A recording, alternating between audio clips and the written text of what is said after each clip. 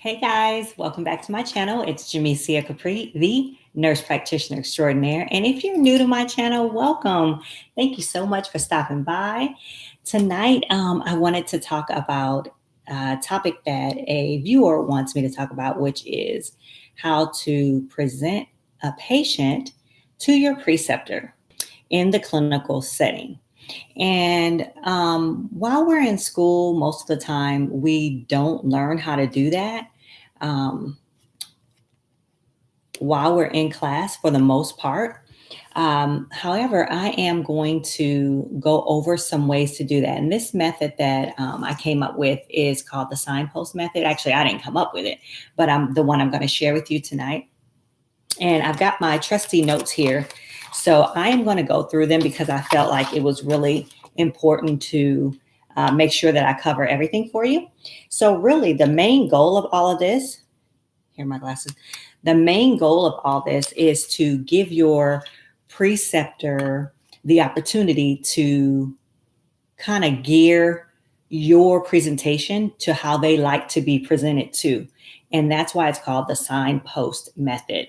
And so the goal for the preceptor in all of this is that they know that you know what you're doing and how much they need to teach you and how far you are from being or getting to where you need to be as a student. So that's the goal for the preceptor.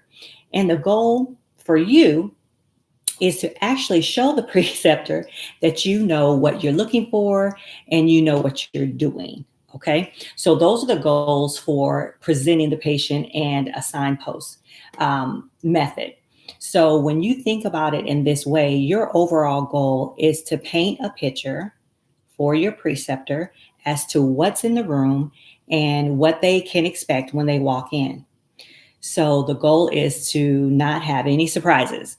So if you did a good job, your preceptor will not be surprised when they go in and they see the patient. Okay. So like I said, I'm going to read what I wrote here for you guys as far as the goals of everything. So the goal is two main goals. One is for you to paint a picture for your preceptor to demonstrate your knowledge of the history and physical differentials and the plan. So these demonstrations help me, they help the preceptor, they help us to understand how you are developing as a student. Okay. And so what you don't want is you don't want to start presenting to your preceptor and they get frustrated with you because you're either presenting not enough or you're going too fast or you're just all over the place. So you want to make sure that you keep your preceptor's attention so that you can show that you know what you're doing. All right. And it's kind of frustrating for a preceptor at first when you present and you're giving either too much information or not enough information because we're wanting to get into the room to actually see the patient, but we also want to be able to teach you as a student. So, that's really the main goal. And so you're only going to get so many chances to do that before the preceptor makes a judgment on you as a student. So you want to make sure you do it right. Okay. So the signpost method, it starts with the student painting a picture in one sentence or so. Okay. And it goes something like this. Basically, you're going to say, Dr. Braxton, can I let you know what's going on in room 2? And of course, I'm going to say, sure, let me know what's going on. And you're going to say, well, we have a 32-year-old Caucasian male who is stable, and they're complaining of nasal congestion and clear to yellow drainage for the past 5 days. And I believe that they have allergic rhinitis. And I've already done a history. I've already done a physical. I've looked around. I've got some information. What else do you want to know about what's going on in the room? So by doing that, you've given me the opportunity to tell you what else I want to know. So in my case, I might say, okay, well, what makes you think it's allergic rhinitis? Maybe it could be strep. And then you would say, because you've already did the history, you've already done the physical, and you have a preliminary plan. So it gives me the opportunity to say, hey, give me a little more of the history before we go in so I can kind of know why you think it's allergic rhinitis. And then you would in turn say, well, I asked them if they were having any issues with sneezing, itchy eyes, itchy ears, runny nose, and they have also had some allergic rhinitis in the past. And I also, when I looked in their nose, they had body turbinates, and there's some cobblestoning in the back of their throat. And I did not see any inflamed muscles or any redness or exudate when I looked in. So that is why I believe it could be allergic rhinitis. Okay, so that's how you set it up. Now, the preceptor might say, well, okay, let's go in the room and take a look. Or they might say, well, tell me more about what you saw when you looked in the ears.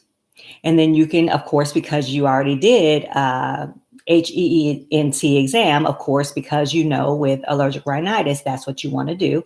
And you can say, well, the ears were clear, no drainage, no exudate.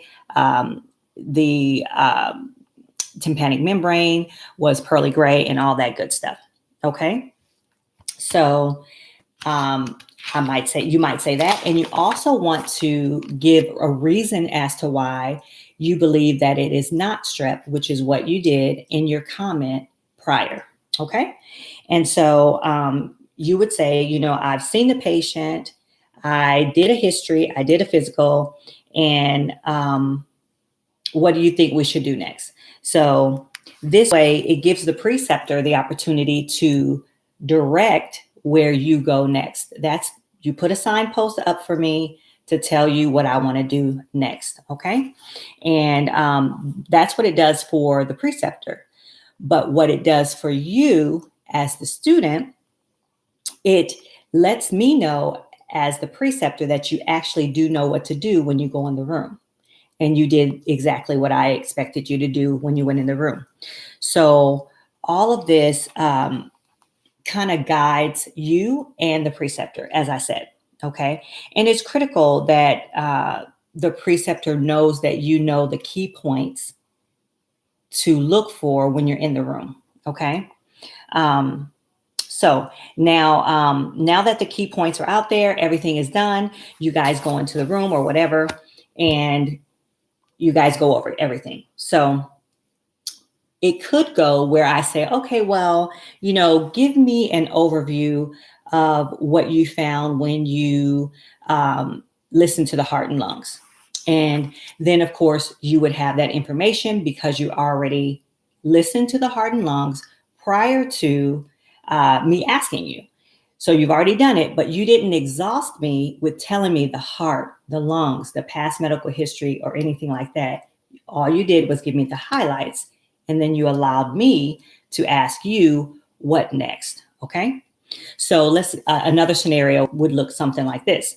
If you had another patient that you wanted to present, and say the patient was a 16-year-old that came in for abdominal pain and foul urine smell or something like that.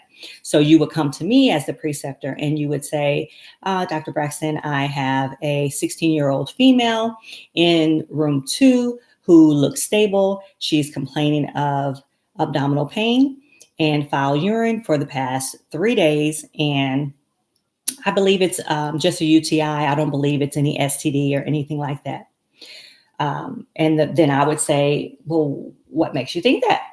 And then, of course, you would say, well, because I've already done the history, the physical, past medical history, and she says that she has had UTIs in the past, and she's been having burning with urination. And I also did a urine dip, and it's positive for WBCs and leukocytes, nitrates.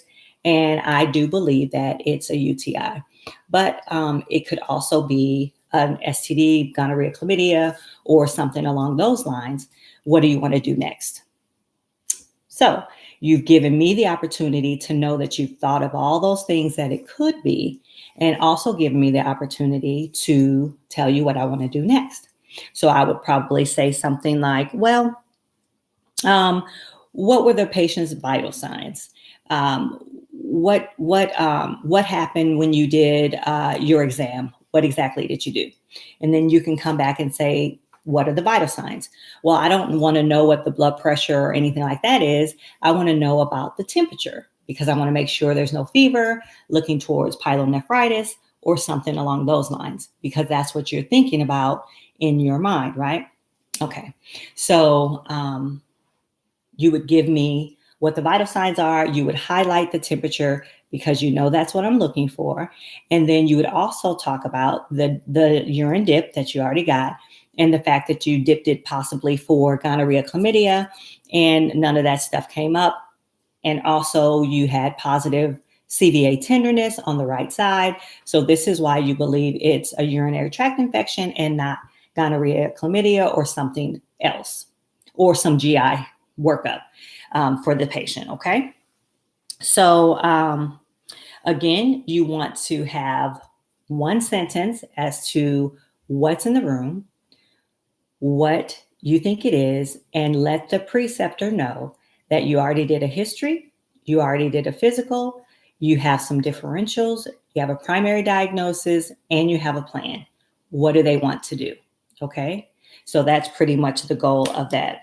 So be prepared to be challenged by your preceptor because they will challenge you and they will, ask you several questions. So after you've done that, after your patient is gone and all that good stuff, you want to say to the preceptor, okay, so I thought that it was a urinary tract infection, but you think that it may be pyelonephritis. How do I go about figuring these things out? And so then after you ask those questions, then you will go into any type of research that you need to do around the patient to make sure that you know exactly what you need to do for further research and what you need to learn the difference between the pyelonephritis and urinary tract infection. Okay, let's see. So let's see. I think that's pretty much. Here. Yeah. So also, here's another thing that I want you guys to be thinking about.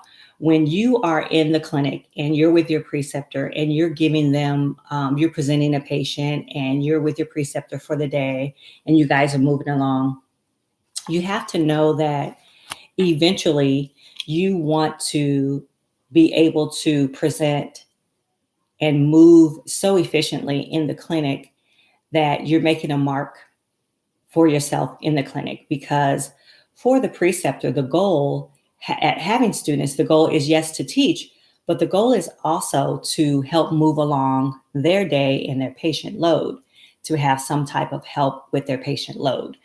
And that's the goal for the preceptor. The goal for you as a student in every single rotation is to get a job, to get your first nurse practitioner job. That is the goal. So you don't want to be a drain on the system. You don't want to be a drain on the clinic. You want to be so efficient that by the end of your rotation, they are asking you to join their practice. That's really the goal. So keep those things in mind. Don't ask for the job, don't ask for the job like all the time, but you kind of ask for the job by the way that you work and flow with the office. So it's really important that you learn how your preceptor wants to be presented to. So let's go back a little bit. With each preceptor that you present to, it's going to be different. So you have to get an idea of how your preceptor likes to be presented to. So when you give the encapsulated one sentence as to what's in the room, 14-year-old complained of abdominal pain with some nausea and vomiting for the last 3 days. I think that they have some, gastroenteritis going on. And this is why I've got the history, the physical. I've done an exam, and what else do you want to know before we go in the room? Do you want to know more about the history? And the preceptor may say, no, I think that's good. Let's go in the room. Now, another preceptor might say, well, yeah, what was the abdominal exam like? And what did you do for your abdominal exam? Did you do CVA tenderness? Did you listen to all quadrants? Did you palpate deep and light and all of those things? What did you do? And if it is gastroenteritis, appendicitis, or whatever, what do you want to do next? What are your differentials? So some preceptors will want more, some will want less. Some preceptors won't even want to know the physical, the history and physical. They may just want to know what your differentials are for the person sitting in the room and what's your plan, and work backwards. So they want to know that first, and then they want to know, okay, what makes you think that? What did you find? Okay, now let's go in the room. Okay, so every single preceptor will be different. But when you first get with the preceptor, you want to signpost the preceptor the same way every time so that you can know what that preceptor wants. Okay, and every single patient may not need to be signposted. You may need to just give a quick little summary and then go in the room. But like I said, every preceptor will be different. They are testing you out to see where you need to be as a student and what they need to be teaching you more of or less of. And your goal is to shine and show them that you know what you're doing and to possibly get that first job as a nurse practitioner. So I hope that this was helpful for you. If you have any questions, leave them in the comment section. I think that's pretty much all. There is another method called the SNAPS method. That one is a little bit more detailed. You really don't want to do a SNAPS presentation really in the clinic. You can, but it has to be really, really abbreviated. A SNAPS presentation is more or less for your teachers in class to see where you are versus your preceptors in the clinic. So that's the difference. Now, it's also different if you're doing hospital rounds, but most of my students are not necessarily doing that. They're going into the primary care setting and they're going into the clinic, so outpatient clinic. So that's why it's different. So yeah, guys, that is all I have for this. Please hit the like button, join the family if you're not already subscribed, and leave me some comments in the comment section, and I will see you in the next video. Thanks, guys. Take care.